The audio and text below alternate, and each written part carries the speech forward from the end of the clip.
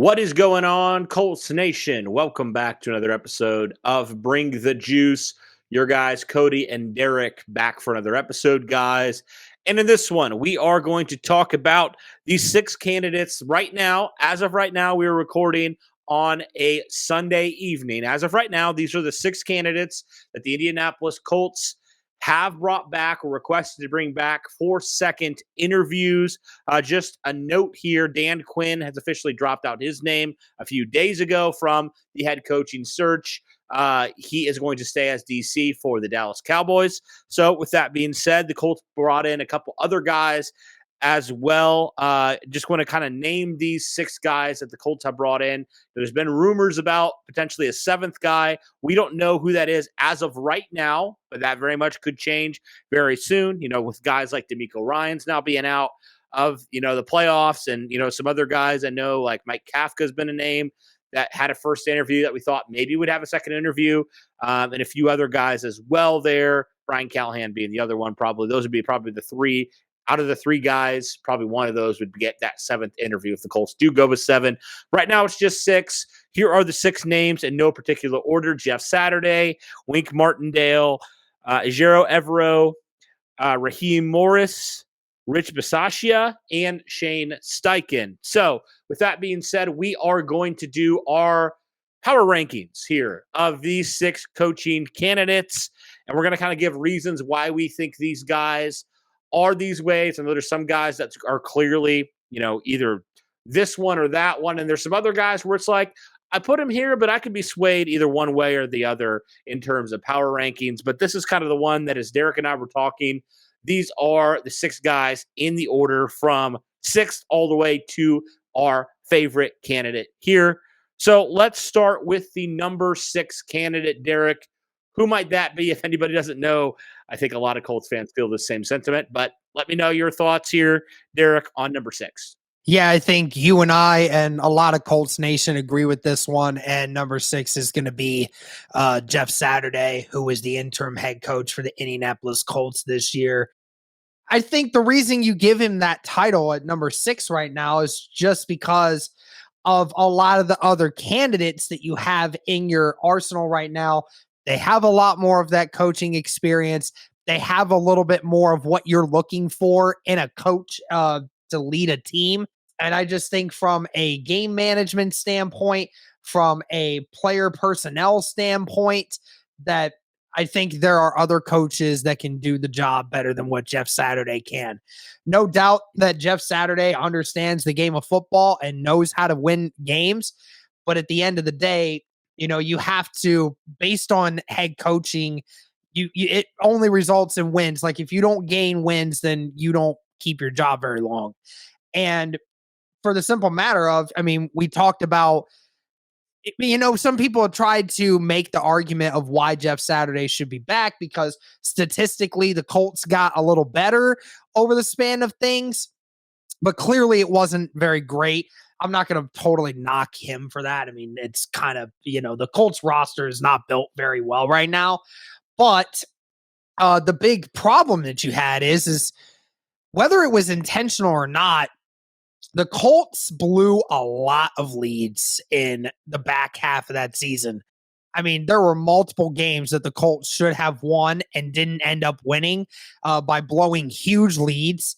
And it just goes to show you that, when the going gets going and you need Jeff Saturday to manage the game properly, he didn't do it very well. And regardless of who you had on the roster at that time, we questioned his ability to tell guys to, run the football, taking care of the football. That didn't get better, and blowing these big leads like what we saw with the Vikings that one weekend in December. So, of course, that all comes back on the head coach, and, he didn't do a very good job. So I think that there are other guys that could do that job better. So that's why Jeff Saturday's here, number 6 for the power rankings. It's so weird because it doesn't matter if we put him at 6, if we put him at 1, somebody's going to be mad. Like, that's just kind of how it is with Jeff Saturday. Now, I will say this, fans are funny in that way, how that works. But I'll say this, Jeff Saturday obviously was not put in a good situation. It was not a great situation at all. Like, no doubt, like bad situation for Jeff Saturday. Nobody expected him to come in and, have lead the Colts to the playoffs or anything like that. Like that wasn't the expectation. But I think what we saw, Derek, wasn't just the fact that the Colts weren't winning. It's how they were losing games. Like that was more important. And Ballard said it at the end of the year presser, right? The Colts lost their competitive motivation, right? Their competitive spirit, right? Because that's one thing. Like, say what you want about Frank Reich as a head coach, but for the most part of his tenure, the Colts showed fight. They showed fight even when it seemed like they were down a ton, right? Or it seemed like the game they couldn't win that game. They still showed that fight, and they still, had that kind of competitive spirit, if you will, even if they lost some close games at times, and other reasons. But that just kind of feels like ever since really the Jacksonville game last year to this season, that just was slowly going. And then when Reich was fired, it was like after that Raiders game, it was gone, man. It was just completely gone. And the Colts just found ways to lose. We talked about it all the time. They basically snatched defeat out of the jaws of victory, right? Right. And to some degree, whether you think Saturday is getting a fair shake of it or not, that's a different topic for a different video.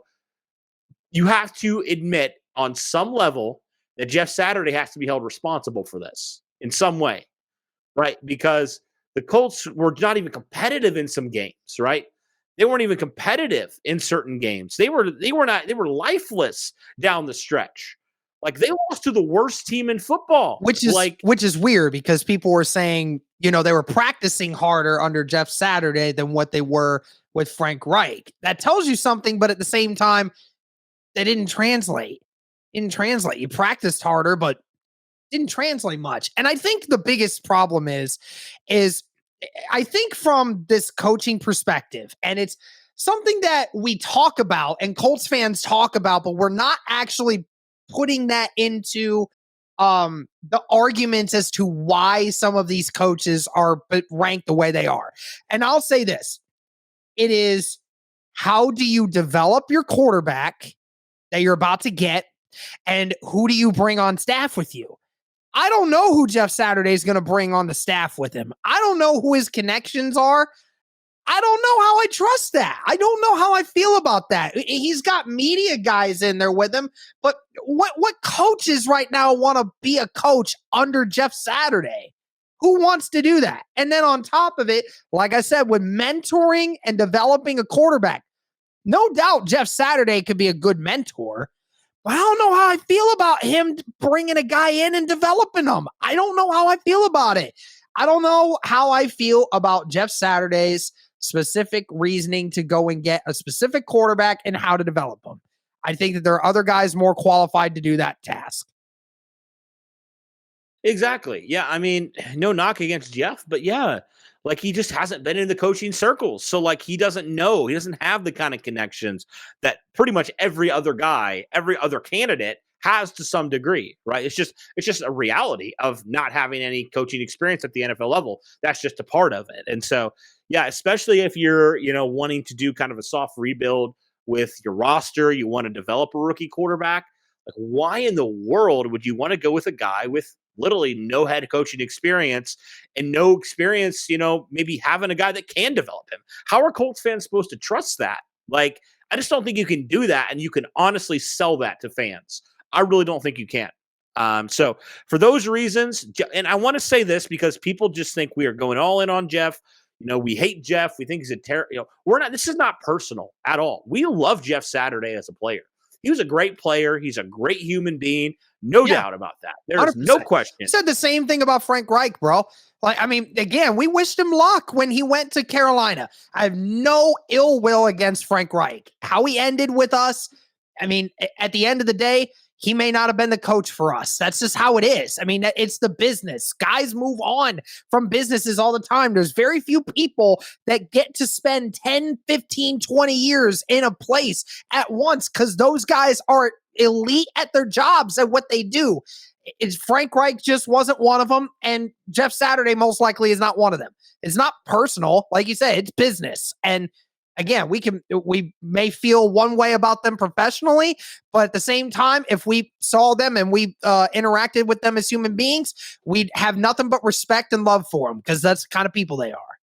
Absolutely. Yep. So just wanted to preface it with that because I know there will be some people who, one way or another, like either you're not being hard enough on Jeff or you're being way too hard on Jeff. And so I think we're bringing the facts here. We're trying to take all the emotional connection out of this one and just being completely real and honest, like just how we feel about Jeff Saturday as a head coach. And I think how 90 to 95% of Colts fans are feeling about Jeff Saturday being the potential head coach, right? Especially with the extensive search you've done, Derek. It would almost seem disrespectful to kind of gloss over all these other guys, the other 5 guys, that we have on this list and the other guys that you didn't get second interviews to that have worked their way up, right? Like it just would almost seem disrespectful in that way to do this extensive search and then just settle on the guy because you have an emotional connection to him. You can't afford to do that if you care about the future of this franchise. And so hopefully the Colts don't do that. But we just wanted to put Jeff on here because I think he has gotten a second interview because of that, Derek, honestly, because of the emotional connection that Jim Irsay has to Jeff Saturday. I really think that's it. But right now that he sits at the bottom of our list, we don't have to keep going on this and harping on this. You guys are going to have your opinions no matter how much we try to explain our side of things. So let's move on to number 5, and that would be Wink Martindale, the defensive coordinator of the New York Giants. So interesting, Derek, that Wink right now has gotten a second interview where Mike Kafka has not yet, which I think is just kind of interesting given the circumstances and given the fact that I thought that the Colts would go after Kafka with what he had done, working with Daniel Jones, working with the Giants offense. But Martindale gets the nod here. What are your thoughts on him here at number 5? And then, of course, like what with Kafka working in the quarterback room of the Chiefs, right? Being under Patrick Mahomes and working with him and knowing what that is. I mean, that sort of experience. But yeah, like you said, another surprise to say the least with Martindale. And I think you and I both agreed that, when we heard about that, it wasn't necessarily a terrible decision on you and I's part. We kind of talked about it and said, looking at what the Giants defense has done all year, despite there not being, elite talent on that roster, it has still been a average to even above average defense at times and has oftentimes even been a really good defense at times. So, things like that, it's been made you think, oh, okay, well, this guy definitely knows what he's talking about. But again, it's just another defensive minded guy that I question, how it's going to work out in the long run. I don't question his ability for game management, but again, the same question that I had with Jeff Saturday's ability. Who does he bring in and how is he going to develop a quarterback that you're about to bring in? That's the biggest question mark I have. So that's why I feel Martindale deserves to be, towards the bottom of this list as we speak. Yeah, I mean, a little bit, one of the older candidates here that you'll see, and one of the guys that's kind of just like he's a good, he's been a coordinator for a long time. He's definitely a vet in that way, but I don't know, it just doesn't do it for me compared to some of these other guys that I think you would probably be a little bit more excited for. Like you talked about, in a guy that could, and some other guys that could, bring another staff or have, shown some things, either working with quarterbacks or just as interim head coaches or whatever it is. Yeah, I think Wink's a fine coordinator for a long time, but as a head coach, especially with, him being, up there in age, I want a guy that's going to be here for 10 to 15 years. That's obviously the ultimate goal is to have an Andy Reid type of guy, right? That's going to be here for a long, long time and is going to develop a quarterback. But, and I just don't think for me, Wink's that guy. I think he's like I said, great coordinator. He's been doing it a long time. He's had some success, but yeah, I think there's just a couple other guys here that do it for me a little bit more. Yeah, agreed. Cool. All right, let's move on to number 4. Who would that be? That was for you and I. We discussed it and said it was going to be Rich Bisaccia, the Green Bay special teams coordinator. Very interesting one. I was surprised by, when we were recording this, he got the second interview today, which is, again, a very odd one because, there's so many other guys, but apparently there's something about what Rich did in the first interview that impressed the Colts, and they're going to bring Bisaccia back. Again, another veteran in this league that has had some short-term head coaching experience being an intern in some areas. So a guy that has had some of that experience with being in a game management situation. But again, it's another one, Cody, that really surprises me. I don't know what you feel about Bisaccia coming back in for a second interview, but it definitely surprised me. It was a little bit surprising, but then I kind of look at, we talked about this off air. I mean, you can't ignore what he did with the Raiders a couple years ago. I believe it was last year, right, when the whole Gruden situation went down. And then Bisaccia stepped in as the interim. And, for all the stuff we've talked about, how, Saturday wasn't put in a great situation, Bisaccia really wasn't either. Yeah. With this Raiders team. And what did he do? He, led them to the playoffs, and they were a very competitive team, throughout the rest of his tenure there. And so Derek, I see Bisaccia, and I kind of think of it from a Colts perspective here. It's like you see this guy who was not put in a great situation, but he got the best out of these players. And you think, what could he potentially do with a full-time head coaching gig, right? What could he potentially do with, having a full offseason? If he was able to do that much in that short span of time, I could see where the Colts are coming from in that way, where it's like, this guy's a motivator. That's the kind of thing I feel like the Colts are going to try to get in some way, is a little bit more of a fiery guy in there, right? A guy that's going to hold players accountable. That's the whole reason they brought in Saturday as the interim coach, is because they wanted more accountability. And I feel like this is a guy that, is going to get the most out of his players. And so that's kind of what I see from their perspective. But, you look at this guy and, special teams coordinator. So that always kind of has you scratching your head a little bit like, oh, wow, special teams coordinator, interesting. But yeah, as far as Bisaccia goes, he has some head coaching experience. So I think he definitely deserves to be ahead of probably the other couple guys here. And he's shown some success at the head coach level. So for me, I think that warrants enough of a look here at number 4. And, not my favorite candidate per se, but, I'm glad they gave him a second interview at least. Mm-hmm. I agree with you there. Let's go on to number 3, and that is Ejiro, Evero, Broncos defensive coordinator. He was brought in for a second interview as well. I mean, you look at what Evero, was given with the Denver defense. There was obviously some talent there. Then losing Bradley Chubb, partway through the season, and still having that defense play at the level it was playing, it kind of gave you similar vibes to Gus Bradley and what he did with the Colts defense this last year.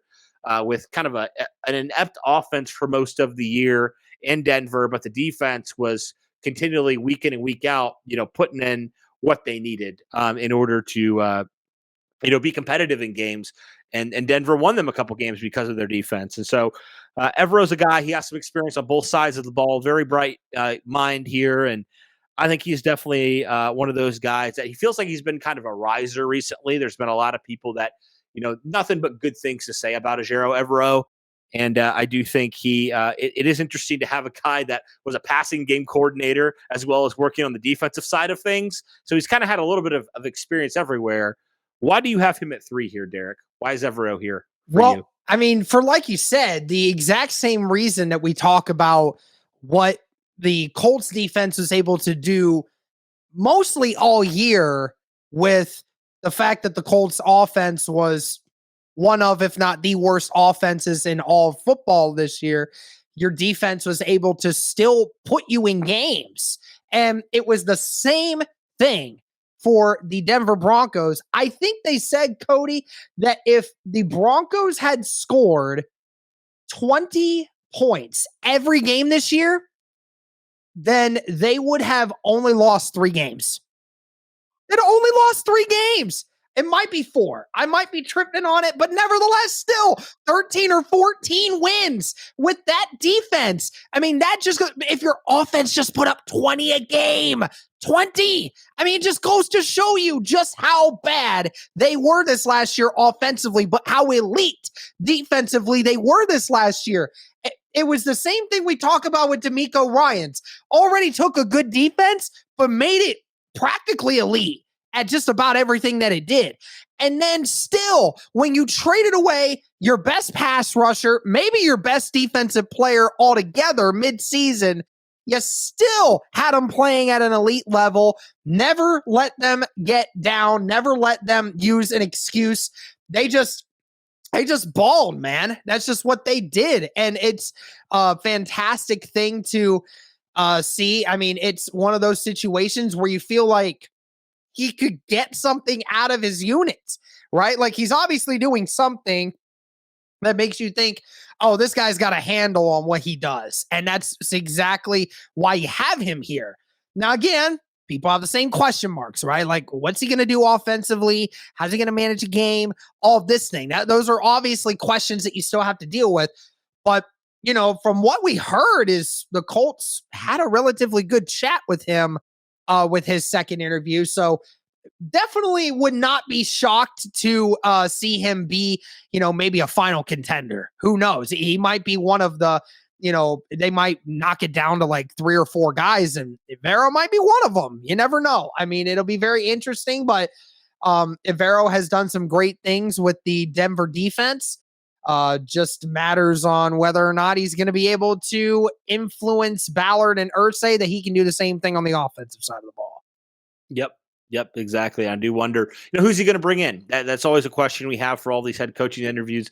But I do think he's a guy that, you know, has a little bit more experience. I think he's going to have a few more connections as well. So I'm not as concerned with a guy like Evero, who's been in the league a little bit longer and stuff like that.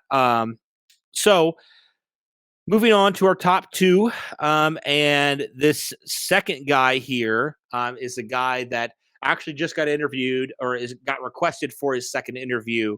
As we're recording on a Sunday, he got it today. And that is offensive coordinator for the Eagles, Shane Steichen. And we already know, we talked about it in the last video that we had put up on Sunday night, what Steichen has been able to do, man, with this Eagles offense, specifically with young quarterback Jalen Hurts, and how he's been able to develop him into a quarterback that's probably going to be the highest paid quarterback here very soon.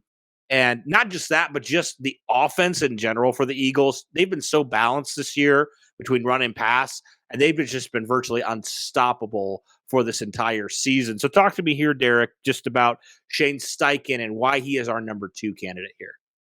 Yeah, and, you know, number 2 and number 1, I know Cody and I, when we were talking about this, we were like saying it's almost like 1A, 1B. You know, it's kind of like back and forth, whichever one you kind of want to talk about. So obviously, you know, both of these 2 that we have here, we're very high on. But Steichen, again, from what the other video we were talking about is, again, his ability and what he's done with this Eagles group. Now, everyone wants to give credit to Nick Sirianni, Cody, and I totally get it. You know, I mean, Nick Sirianni is the biggest aspect in what the Eagles have done recently with the way they're playing right now. But of course, when you talk about this team, it's the one thing that always irks me, and it's just like this for every team. The head coach will get all the blame when things go sour, and they'll also get a ton of the credit when you start winning all these games. And the guys who are also on his staff are not getting enough credit for what they do. Now, of course, Nick Sirianni does have a huge aspect in that. But what Steichen has done with this Eagles team, I mean, this is pretty much outside of A.J. Brown, which obviously is a huge acquisition, right, from this last year, of course. But this is pretty much the same offense from last year, and it is tenfold better than what it was in 2021. They're clearly better by a long shot, and it's because guys like Steichen have been able to help develop this offense along with Sirianni. You've developed Jalen Hurts, really amplified his game, took him from people were wondering if he's going to be an elite quarterback to this offseason might get the biggest mega extension that any NFL quarterback has ever seen.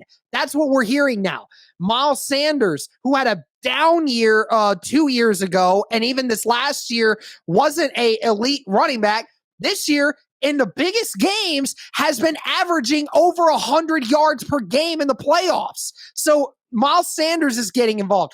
Other running backs are getting involved. They're able to spread the field. You have no idea where they're going with the ball. A.J. Brown in the playoffs hasn't even been their best receiver. It's been Devontae Smith and it's been Dallas Goedert. It's not even been A.J. Brown. And of course, Nick Sirianni has told you he's been calling plays. It's mostly Steichen at this point that's calling all the plays. So, I mean, if that just doesn't show you how he has helped develop this offense, which has been a top 4 offense in the NFL this year, that was, potentially top 10 last year to bona fide top 5 this year, just goes to show you what he has been able to do. He obviously, you're going to take a question mark on anybody who's underneath a great head coach, of course, but just look at the responsibilities he's had and what the differences have been done because of him. And that's why Steichen is number 2 and probably could be even higher on a lot of people's lists because of what has transpired with the Philadelphia Eagles this year. Yeah, absolutely. And I think it is enticing that he does call plays, because I was just thinking about this actually as I was watching the Eagles game earlier. I was like, man, we kind of forget that Frank Reich wasn't calling plays for Philadelphia, if my memory serves correctly. It was Doug Peterson. And so we always had at least for me, I don't know if you did, Derek, I had question marks about Frank's play calling at times, right? And it felt like he just wouldn't give that up no matter what. And it was funny because it's like, dude, you didn't call plays in Philly. So why are you so gung-ho on calling the plays here in Indy? But, with Steichen, he's had experience there doing it at an elite level, like a Super Bowl caliber level. And to me, that is the difference. I know people like to compare, the Colts are just going after former Philly, offensive coordinators and stuff. But there's just so much of a difference to me between Steichen and Reich in the fact that Steichen's actually calling the plays, right? He's actually doing these things that Reich wasn't doing. Reich's a good coach, I think, a great man, but Reich wasn't calling plays. He wasn't doing what Steichen's doing. He just wasn't. And so I look at that, and that to me makes Steichen just, as the days go on, makes him more of an interesting prospect to me. And if you're talking about a guy that, I know we've been really high on Brian Callahan, but Steichen's done great work over there with the Eagles as well with their young quarterback. So, yeah, I mean, I really think he could be one of those top candidates, and that's why he is number 2 here. But, moving on to our number 1, it's been a guy that I think has kind of been the front runner, if you will, for, the head coaching position. And I think the biggest reason why we have Raheem Morris here at number 1 is simply because I feel like out of all these candidates, Derek, and you can disagree with me on this, Morris is going to bring the best staff with him. I love Steichen. I think he's the best offensive, coach on the market here. But I think Raheem Morris could be a really, really good offensive mind to pair with him. And he's had head coaching experience. What are your thoughts on Raheem Morris here as the number 1 guy? I think a ton of people have really been intrigued by the Raheem Morris idea of this. And anyone that doesn't follow it a lot would just say, just look at his record as a head coach. People have to understand that was over a decade ago, the last time he was a head coach. And he was 32 years old. At that time was the youngest head coach ever in the league at that time. You have to understand the circumstances, and he had Josh Freeman as his quarterback. I don't know if anyone remembers Josh Freeman, but in case you're too young to remember Josh Freeman was not a very good quarterback. I'm just saying.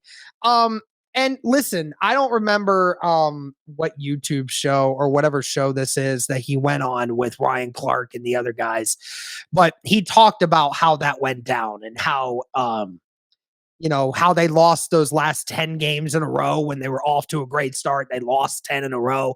And then he said, I got canned because, I failed. I messed up. I didn't do good enough to make our team win.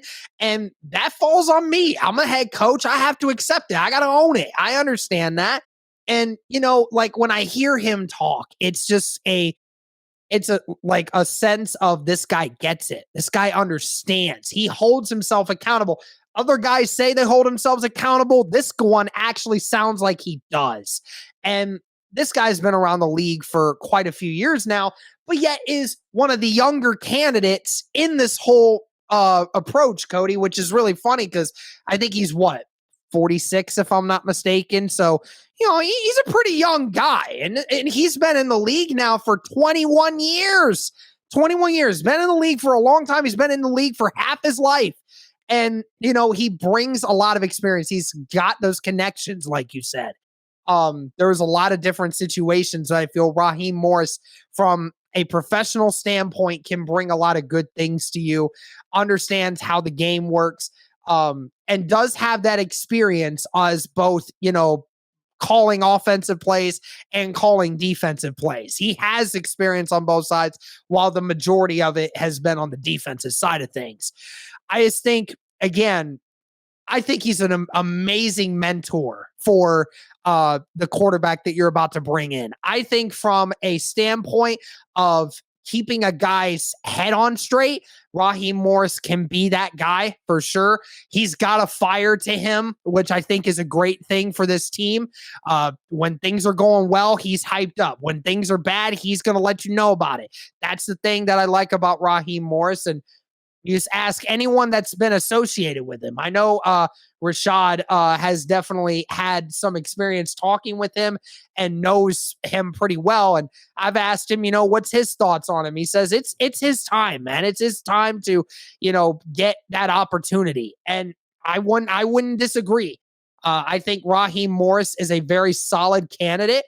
Could he be the best one? I don't know. I don't think so, but what I believe is I think he can provide a stability coming into this locker room that we didn't have over the last year and a half. And I think that's what's important right now, is to build a new culture around a guy that actually that can gain the respect of his players. And I think Raheem Morris could be that guy.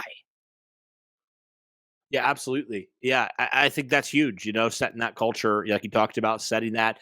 And, you can be as good of a play caller as you want, but if your culture stinks, we've seen it. Like, the Colts culture has stunk the last year and a half. And because of that, doesn't matter how many players you have, it doesn't matter how good your schemes are.